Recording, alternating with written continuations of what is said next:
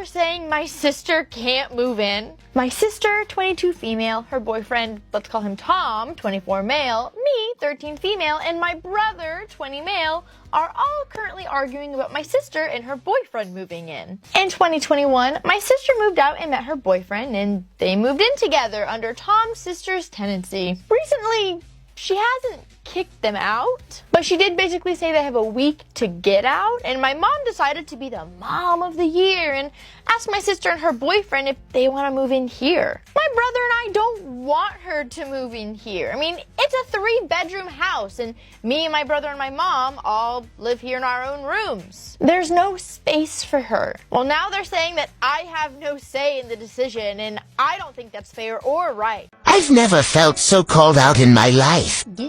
I'm at my Latina friend's baby shower, and when her family announced the food was ready, we made eye contact and they said, "Don't worry, it's not spicy." Am I the bad apple for pressuring my ex to give up their parental rights? I, 29 female, am engaged to my fiance, 26 male, and have a 5-year-old daughter, H, with my ex, P, 28 female. P is currently transitioning and taking hormones, becoming a woman. For a while, P lived with H for about 6 months after we separated. P basically stopped parenting H. About a month ago, H came to live with me and my fiance full time. Since then, P hasn't called at all, hasn't made any effort to spend time with H. Today, my fiance found out that P moved away. I mean, she literally left the state without telling anyone, including H. P didn't even tell H goodbye. Originally, I wasn't going to pursue child support, but after P disappeared without notice, I changed my mind. I gave her a choice. Either pay child support and stay involved in H's life, or terminate your parental rights. I had like a weird, creepy teacher in high school. I know he does not work there anymore. Like they asked him to leave a couple years after. It wasn't his choice. They asked him to leave a couple years after I graduated.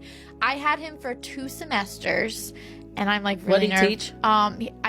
He taught Law and Justice and AP Gov. We never learned anything about Law and Justice or AP Gov. We learned all year about the JFK assassination. Like, that's it. That's all he would talk about. Like, that's all he wanted to. We watched movies about it. We watched, all these things. I, now know all about the conspiracies about the JFK assassination. But even more than that, he was also creepy. He straight up asked me if he could keep some of my senior photos in his desk. Then he had assigned seats. So first semester, it was all in alphabetical order, right? Second semester, everyone else was in alphabetical order, and I was put right in front of his desk. Yeah. And my ex in high school, the teacher, same teacher, one day I just walked into class, and he's like, "I heard about your boyfriend, and I just want you to know that you're prettier than the girl he cheated on you with." That is, unacceptable. It was so weird. Listen, I'm not a math person. I do social studies. So I remember, my kids, the first thing that we do, we look at current events every day of what's going around the world around us. Mm-hmm. One of the current events was about, it was flooding somewhere, and they were talking about 52 inches of rain. And I just remember being at the front of the class going, "Whoa, that's so much rain. I don't really know how much rain it is, but I bet that's taller than our trailer." And the kids just look at me and they're like, "No, Miss Rogers, that's not right." I said, "No, that's not." I just had the weirdest interaction on this plane. So I'm sitting in an exit row and there is only one seat in front of me.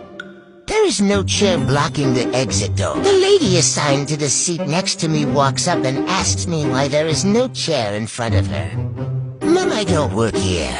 She then reaches in front of me to where my seat tray should, but she just starts flailing her wrist around trying to use my tray to hold her stuff until she realizes my seat doesn't have a tray. She then tells me to hold her stuff.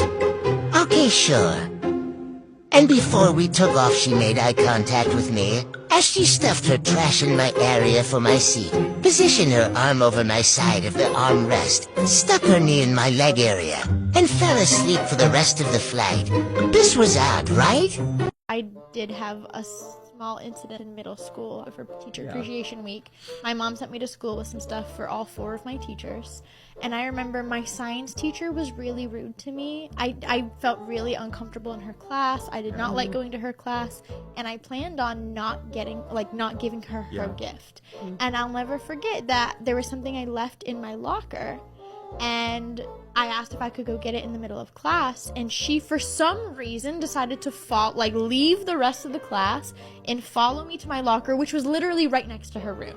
Like, it was right there. It's not like I had to venture far. Right. And just stand behind me and wait for me to get whatever it was out of my locker. And she saw the teacher gifts, and she asked me, is that supposed to be for me? And I didn't know what to say, and she yanked it out of my locker. She was my first class of the day. And then she went, and at lunchtime, I was passing right next to the teacher table after the cafeteria, and she literally looked right at me and turned to the teachers next to her, and I heard her say, you know that her mom sent her with presents for all of us, and she wasn't going to give them to us, but I found them, so I grabbed them for you guys. Am I the bad apple for reminding my sister she was abandoned? Before my brothers and I were born, my mom had a child with an old boyfriend, and that daughter was named Penny. Penny's bio dad unfortunately didn't stick around. My mom then met my dad when Penny was 3 and they got married. He gave us all attention, but he always went out of his way to make sure it was equal and that Penny didn't feel left out. Penny used to make this joke about, well, Dad was stuck with you guys, but he chose to be my dad. Or she would just refer to herself as the chosen one. My brothers and parents always thought it was hilarious, but I thought it was obnoxious. Now we're all adults. One of my brother's newish girlfriends wasn't aware of Penny's story. Of course, she had to tell it. I admit I was a little drunk, and so I said, chosen by our dad, sure, but you weren't really chosen by your first dad, huh?